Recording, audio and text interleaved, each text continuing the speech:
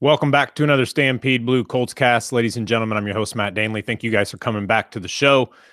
Colts end up pulling out a Week 10 victory over the Jacksonville Jaguars, 29-26. Big win for the Colts. Kind of an up and down game. Obviously, you had such a strong first half. Second half was a little bit of a different story. But in general, Colts get their first AFC South victory of the year. Big win. Any way you slice it, doesn't really matter. And, the Colts end up pulling it out. We're going to talk a little bit today, a little bit about what we saw, just some of the highlights, I guess, more or less, and just kind of go through this and talk about, what the Colts have coming up in the future. So a little bit of a side here is one of the things that we saw that was so obvious with the game the other day, yesterday, is that the Colts really imposed their will in the first half. It was impressive. I mean, not necessarily defensively or anything like that, but we definitely saw the Colts taking it to them offensively, and it just was domination, especially when through the air. Andrew Luck looked fantastic again. He was continually being protected. Gotta love that. But we'll go through a little bit of everything here in a minute, and we'll kind of give a little bit of the ups and downs of it, because there were certainly some downs any way you slice it. Colts put up 29 points in the first half, looked like they were well on their way to just absolutely smoking the Jaguars. And I was thinking about it at halftime. I thought, wow, the Colts are already to their season average in points. The other side of that was that the Jaguars, I think they were almost there. They think their average is like 17 before the Week 10 game, and they were at, I believe, 13 or whatever it was before halftime, or 16, I think. And that kind of, it wasn't the Colts offense that worried me, obviously. I thought, well, the Colts are just continue to put up some points, even if it's only a couple touchdowns in the second half, or 3 field goals, or just whatever it was. I figured that they could get themselves in a position to continue to build that lead, and it wouldn't be a game, to be quite honest with you. But I wasn't planning on, the Jaguars only having to score a couple times in the second half to really tighten that score up quite a bit. I intended on the Colts being able to kind of put it out of reach. Colts got shut out in the second half. That's not something that we've seen this year, and it's not something that we should expect to see again. It was not good. The Colts in the first half had so many. They only, in the second half, the Colts only had 7 minutes of possession out of the 30 minutes. And that's not good. It's like 7 minutes and 40 some seconds. That you cannot do that against any team, no matter if it's AFC South or another team. You can't do that. You're going to get beat 90% of the time. The Colts are lucky that Blake Bortles is largely terrible, and that they weren't able to sustain any more scoring than they were. The Colts defense ended up stepping up at the end, and all in all, the Colts run defense was pretty solid through the game. So the Colts in the first half had 4 drives of at least 6 plays. Okay, that's 6 plays, 7 plays, 10 plays. They had several more than 6 plays, but you have to put together sustained drives like that. You've got to be solid on third down. You've got to be able to run the ball, something that the Colts were really not able to do if you look at the whole thing. And that's just something that you can't have. In the second half, they had 0 drives of more than 5 plays. That's also something you can't. You have to get through this. You have to be able to push forward. You've got to be able to string a few plays together. Now, we'll go through this. You look at the second half, all the things that kind of went wrong. It was almost like the perfect storm of negativity for the Colts. They only had a few possessions. So you take the interception that was off of Ali Cox's hands after, hauling in his touchdown. Failed third down run on 3rd and 1 from Marlon Mack. That followed, it was 3rd and 6, and there was an offsides penalty or encroachment on the Jaguars, making it 3rd and 1. And God, all you've got for 1 yard, all you've got to do is get there and fall forward. And there was nothing there. Penalties hurt the Colts. The drop by Hines, it was a 1st and 20. He'd have gotten at least 15 yards, I think. Jaguars had the middle of the field pretty opened up for him, and he just, slipped right through his hands, hit him off the chest. The missed field goal by Vinny all led to a very unimpressive second half for the Colts. There was a lot of mistakes. A lot of things went wrong. The Colts are very lucky that they had such an impressive first half, I think, and I'm pretty sure that everybody can agree on that. The Colts came out with a lot of explosive plays. 53-yard run from Wilkins, his only touch of the day. 53-yard touchdown from Andrew Luck to Eric Ebron. Doyle had a 20-yard catch. Allie Cox had a 27-yard catch. And Hilton had a 35-yard catch. So you saw that the Colts were, being explosive. I mean, Andrew Luck was phenomenal, and they were going downfield. They did dink and dunk a little bit too, but you saw, especially on that first touchdown, which was to Ebron, on that was all being set up. That's all set up by the dink and dunk. Look around. You have the Jaguars sucking up to the close to the line of scrimmage, hoping to kind of stop one of these short plays. And you end up going over the top, and just Ebron.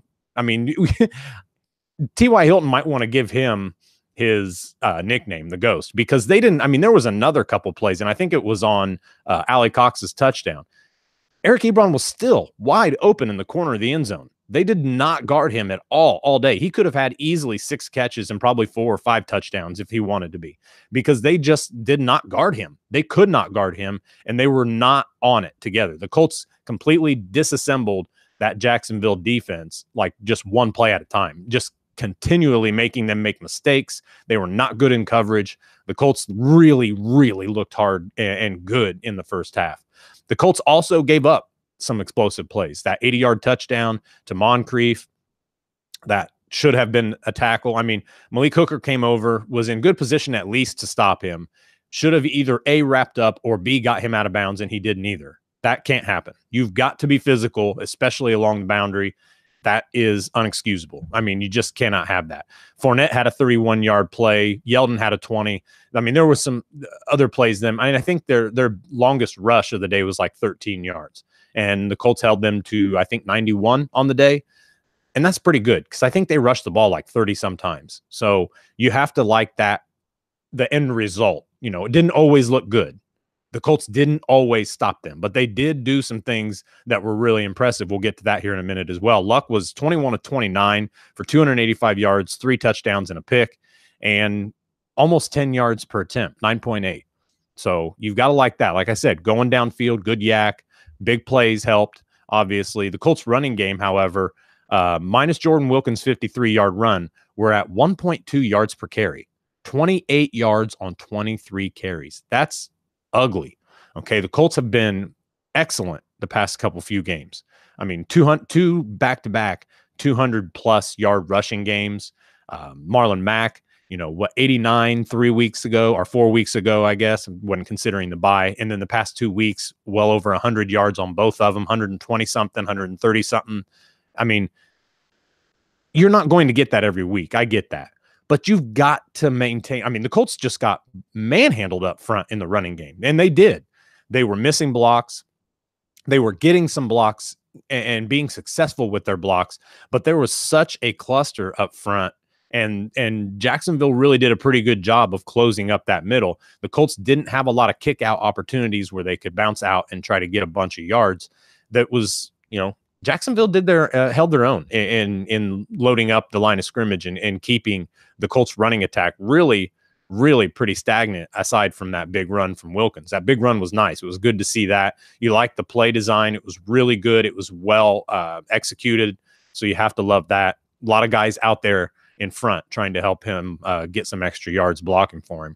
The Colts only allowed 2.7 yards per carry. Like I said, I think it was 91 yards on 30-some carries. So that, that's good. You like the end result with that. However, it was still a pretty effective running game when you consider what they did off the pass afterwards. Their play action was successful, I think, against the Colts. Mentioned Ebron. He was fantastic. Again, 3 touchdowns, 2 receiving, 1 rushing. He had 3 catches total for 69 yards, had 11 total touchdowns in his career before this season. He has 9 this year already total. Also has his best yards per reception at 11.9 right now of his career, and he is on pace to have a career year in all categories. Catches, yards, I mean, everything.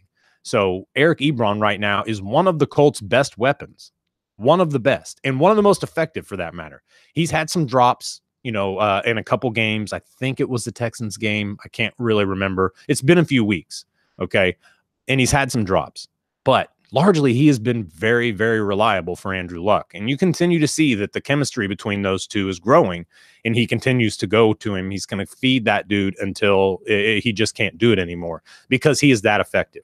The Colts have good play design. We've got Doyle back on the field now. Allie Cox at least looks to be some sort of a weapon with his length and his ability to jump and go get the ball. He's got a lot of, polishing left to do, but in general, the Colts, again, their tight end room looks really solid right now. So that's a huge, huge help. Hilton, 3 catches for 77 yards after being quiet for much of the game. You just kind of wonder right now what his future is. And I'm not trying to say that he's not great or doesn't have the potential to be great.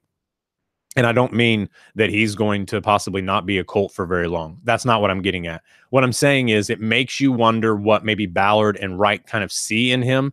Do they want that to be their number 2 receiver? Do they want to go after a top flight receiver coming out of college this year, or maybe a massive free agency pickup or something like that, in order to really try to utilize T.Y. Hilton's skills to the best of the ability of the offense?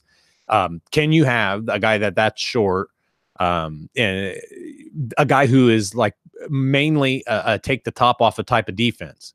Can you have that as your number 1 when it doesn't, when he disappears kind of like this occasionally and just doesn't become a focal point of the offense? I don't know that. It's just something that I've been thinking about lately, and just, it would make sense to me if the Colts saw him as their number 2 of the future and continued to feed that. Because, I mean, look, if you can get a guy, I mean, yes, Harrison in the day was, phenomenal. Wasn't a big guy. You had Reggie Wayne as the complement there, whereas Reggie Wayne, after Harrison left, became the number 1 for the most part, or the reliable guy. It would be, I think, interesting and probably beneficial to the offense if you had a larger receiver who was also fast, who could also do some of those crossing routes and be effective. And then you've got T.Y. Hilton, where you kind of take some pressure off of him. Right now, there is no pressure being taken off of T.Y. Hilton. He's still seen as the number 1 guy. He's still seen as the guy they need to stop. And I think that that's kind of why we see some of the inconsistent play, I guess, or inconsistent results, rather, of T.Y. Hilton's game. So something to think about. I mean, it doesn't mean anything. I don't know. Maybe nothing, but maybe something too. The Colts line kept Luck completely clean for a 4 straight game. You've got to love that. A lot of it is the scheme, the quick passes getting out, a lot of everything that Frank Reich is throwing into this offense. But a lot of it is also his ability to step up with better interior protection, step up and climb the pocket. We don't see Andrew Luck going laterally very often to get out of the pocket. Occasionally they will run something to where they move the pocket and try to get Luck on the perimeter of the package. But most of the time, it's Andrew Luck stepping up. Maybe he'll go lateral once he gets close to the line of scrimmage, but a lot of the times it's Andrew Luck stepping up in the pocket and dealing the ball downfield. You have to love that as well, because that's important. That's a large part of the success right now of this offense. When you have the interior protection like that, when you have the blitz or the defensive line being spread out like that, you give Andrew Luck not only a place to step up, but you give him clear vision of the field. Okay, there's nobody in front of him aside from a linebacker who's watching him or in coverage up there in front, but you don't have all the defensive linemen there to bat the ball down. You don't have them there to try to get a sack on Andrew Luck. He steps up, he's clean, and he deals. And that's important. It's so important to this team. And, we can talk about their lack of ability in the run game that they, possessed yesterday. You can talk about, he's getting pressure before, the past several weeks. He was getting pressure, not being sacked very often. But right now, this offensive line, protection-wise, in the passing game, is coming into their own, and it is really fun to see. It's something that you just didn't plan on. Even in the games, even while they're being played, he hasn't been sacked for a few games. He's not being touched very often. But the beauty of all this is that Andrew Luck legitimately is just continuing to skate without being hit by a defender. That's huge. It's a big piece to what the Colts are doing right now.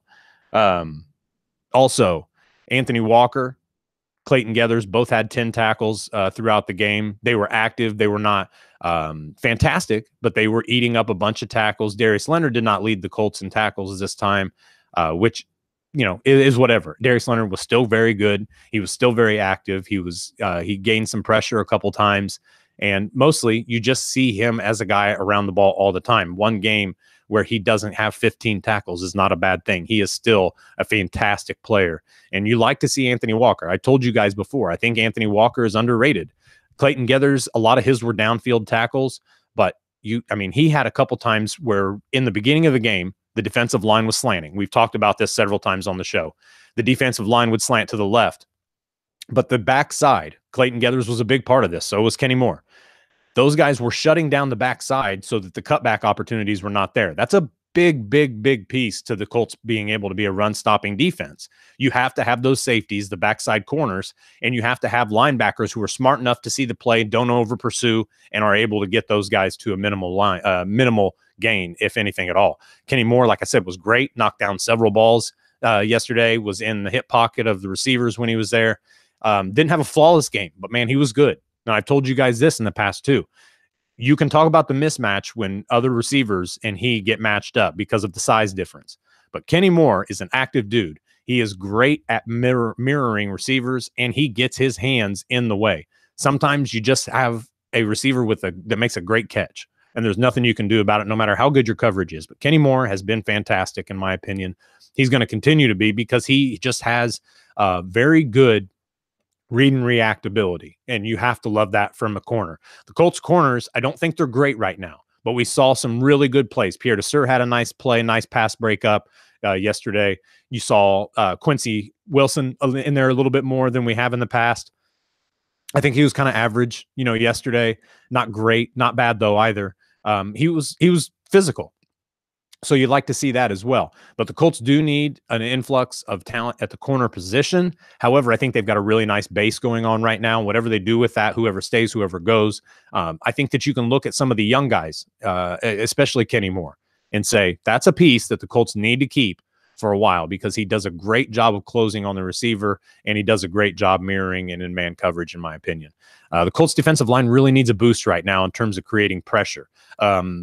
They were pretty good at the line for a large part of the game in kind of stopping the run, but they're just not getting a lot of pressure. We did see some, Jabal Sheard, he got in the backfield a couple times. We saw a couple times where Marcus Hunt got in the backfield, but they weren't getting home, and they had time. And that's the thing. The Jaguars offensive line actually, for the most part, yesterday did a pretty good job protecting Blake Bortles.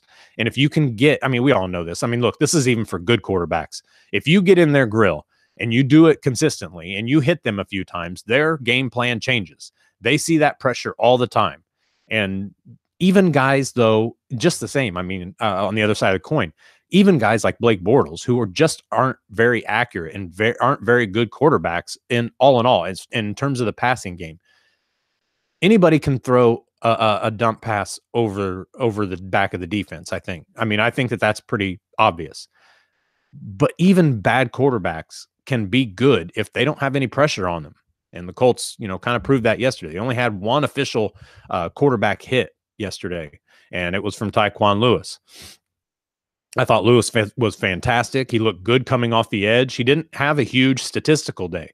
But we talk about that they were planning to use him probably more as the 3-tech yesterday. He had to be on the edge for the most part because Kamoko Toure was out. And I think you saw them with a nice rotation between him and Al-Qadim Mohammed. I like a lot of what Tyquan Lewis brings here because he is that versatile piece. He can be inside and be effective. He's lightning quick out of the stance, and he does a good job of getting that upfield burst off the edge. You saw him coming around the edge. He wasn't always getting pressure, but you saw that especially on some quick passes or when Blake would step up into the pocket, you saw that he was off that edge and he was beating his assignment. And that's something you want to see, especially your first game out off IR. He's going to be good. I don't know if he's going to be special this year, but he's going to be good. He's going to be a big help. And he's a different kind of build. He's a different kind of guy. He's got more of a Jabal Sheard build, and he's got that same speed and quick out of the stance that you want to see from Kamoko Toure. Those two are not the same. They're not built the same, and they're not going to be the same. But you have to like what Tyquan Lewis brought to the game last night. The Colts overall had 9 tackles for loss. Only officially, like I said, 1 quarterback hit, but they hit Bortles' arm at least twice. They defended 6 passes. They just still didn't have any sacks. So, I mean, you kind of have to hate that in terms of the what actually came out of it. Okay. But just in general, you have to love that. I'm going to take a quick break real quick here. We don't have a lot left of the show, but I want to make sure I get this ad read in for you guys for Tick Pick. Make sure that you guys are getting this amazing app to buy tickets to any game, concert, or other event. It's Tick Pick. Are you looking for tickets to this week's game? They have another home game against the Titans this week. And if you want to know exactly what you're going to pay for those tickets, then Tick Pick is the place for you. The Tick Pick app is extremely easy to use. Best of all, there are absolutely no surprises at checkout. You find the game, find the seats you want, and you're all set.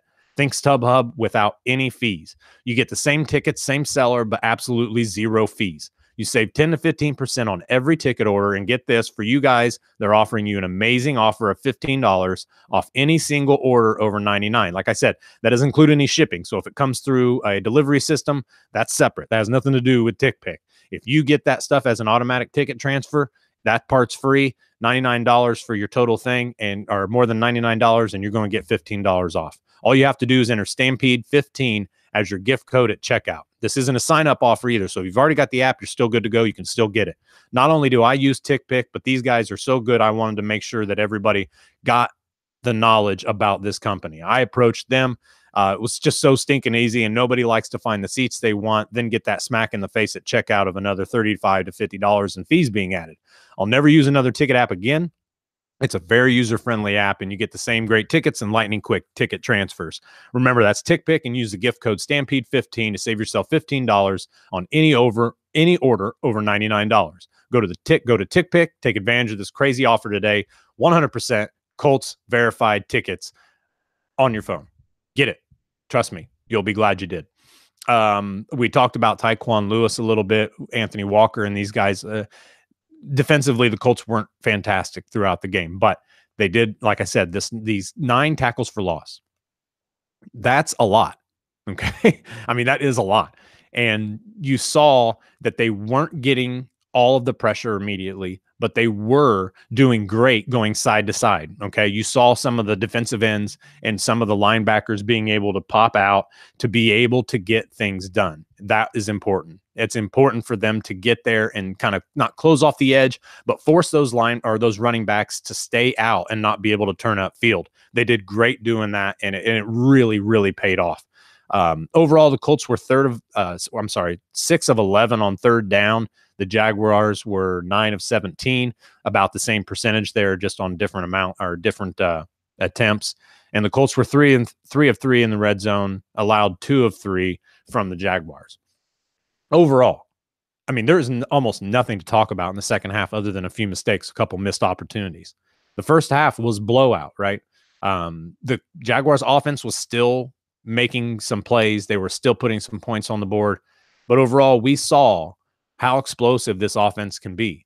And if you can make that a full game, you can do that for 4 quarters. And it doesn't have to be, the 29 points in the first half. Even 3 scores in the first half, that's a big help.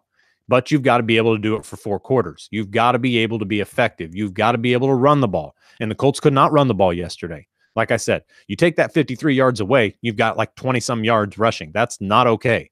That cannot happen. These guys, I don't know enough about offensive blocking schemes in the run game to speak on this for sure.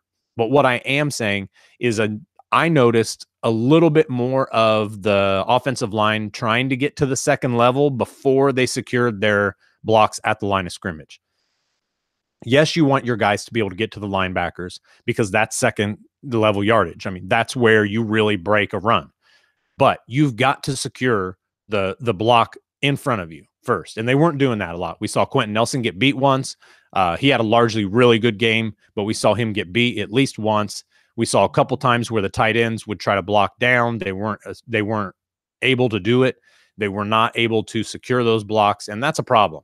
They can't have that, and they've got to be able to be secure. The interior offensively was still very good, very powerful. But you saw kind of the running pocket, for lack of better words, or the lane kind of close in around the running back a little bit. Marlon Mack didn't have a chance really to get up to speed too often.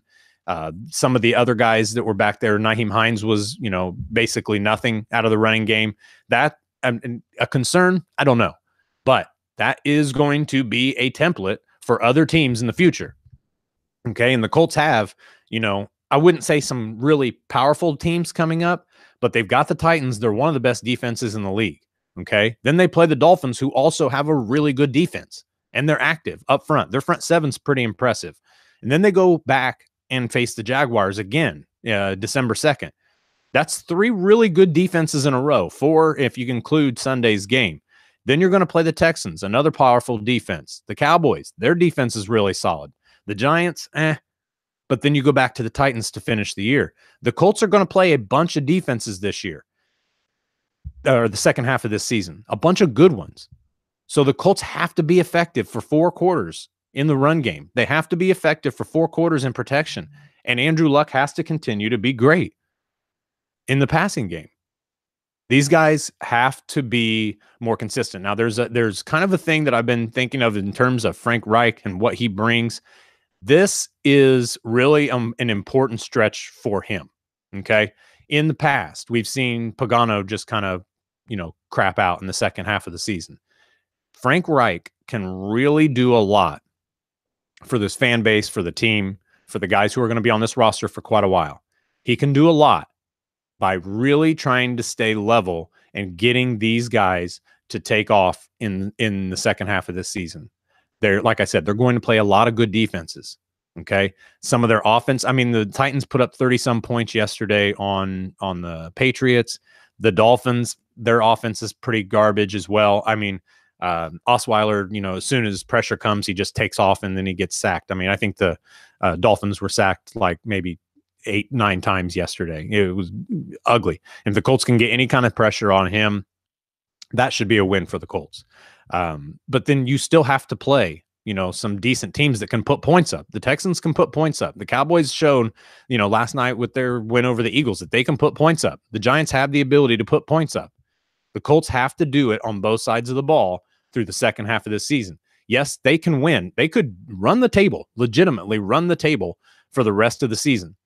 They could also get beat for half of these games if they don't put it all together. It's a very important stretch run for the Colts. It is absolutely pertinent that these guys do not take any days off or any practices. I'm sorry, for any plays off during the game. They've got to be impressive. That defensive line's got to be impressive. The offense has to be impressive. Everything has to be good. It can't just be okay. It can't just be good enough to get by. So there's a lot that the Colts have to do. They're in good shape, in my opinion. I think that the team's kind of rounding out. You see the chemistry on both sides of the ball. You see the playmaking ability from the defense. You see the playmaking ability from the offense. But they've got to put it all together, and they're absolutely going to have to do that in the second half of the season. If we expect them to even really kind of impress, they could be one of those teams that, okay, they didn't make it to the playoffs, but they showed a lot, and a lot of guys, a lot of top end free agents are going to want to come play for the Colts. The Colts are going to have a solid draft. We can see that. I think even you can say whatever you want about the 2017 draft. A lot of those guys are still impressive players and have the ability to be really good. The 2018 draft so far was really impressive. These guys that have come off, we've seen Braden Smith, Quentin Nelson. I just think that a lot of it is coming together for the Colts right now. And if they can do something in the second half of the season, they're going to create a lot of buzz with the team, with free agents, with the fan base. It's going to be a fun rest of the season. They've got some matches, some difficult matchups that they're going to have to honestly dominate. And if they can do that, the Colts will be in good shape. So Colts go to 4-5. A lot of season left. It's going to be an exciting and a fun one to watch. Let's hope that the Colts can put it all together. I would love to see them make the playoffs because I think they can do some damage if they just get in the door. And I think that's really what a lot of teams, especially a lot of those guys hovering around 500 right now, are really just trying to do. Just make it to the postseason, and we'll see what we can do. Because we saw the 500 team yesterday, beat up on, one of the only one loss teams. I mean, Seattle played really, really well against the Rams and probably could have won that game. Nobody is a given in the playoffs. That one game, anything can happen. The Colts could make a run. We'll have to see what happens, but I personally am excited for it. I think there's a lot of potential with this squad. I think that you guys see enough of that as well. So, I mean, here we go. Here we go, guys. It's really going to get fun now, and things are just going to start kicking off. So, thank you guys all for chiming in. Thank you for all watching on YouTube. Thank you for listening. Make sure you get to the podcast, hook us up with a 5-star rating, and give us a review. Those always help. More reviews, the better. Make sure you take advantage of the Tick Pick offer, and make sure that you are always going to Stampede Blue for all your Indianapolis Colts news and analysis. Thank you guys all for watching, listening, and being here. I'll talk to you next time right here on the Colts Cast.